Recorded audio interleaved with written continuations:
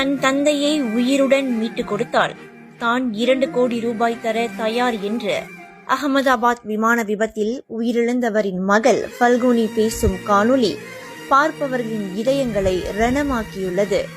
உயிரிழந்தவர்களின் குடும்ப உறுப்பினர்களுக்கு 1 கோடி ரூபாய் இழப்பீடு தருவதாக டாடா நிறுவனம் அறிவித்திருந்த நிலையில் அதற்கு ஃபல்குனி இவ்வாறு பதிலளித்தார்.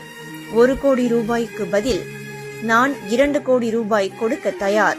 அவர்களால் என் தந்தையை உயிருடன் மீட்டு தர முடியுமா என்று அழுது கொண்டே கேட்கும் காணொளி சமூக ஊடகத்தில் பொதுமக்களை வேதனை அடைய செய்துள்ளது. தன் அம்மா உடல்நிலை சரியில்லாமல் இருப்பதாகவும் அவருக்கு தன் தந்தையின் துணை தேவை என்றும் ஃபல்குனி கூறினார். தனக்கு அவரது அன்பும் பாசமும் தேவை என்றும் அதை உங்களின் 1 கோடி ரூபாய் நிதியால் கொடுக்க முடியுமா என்று அவர் கேட்பது கண்களை குளமாக்கின.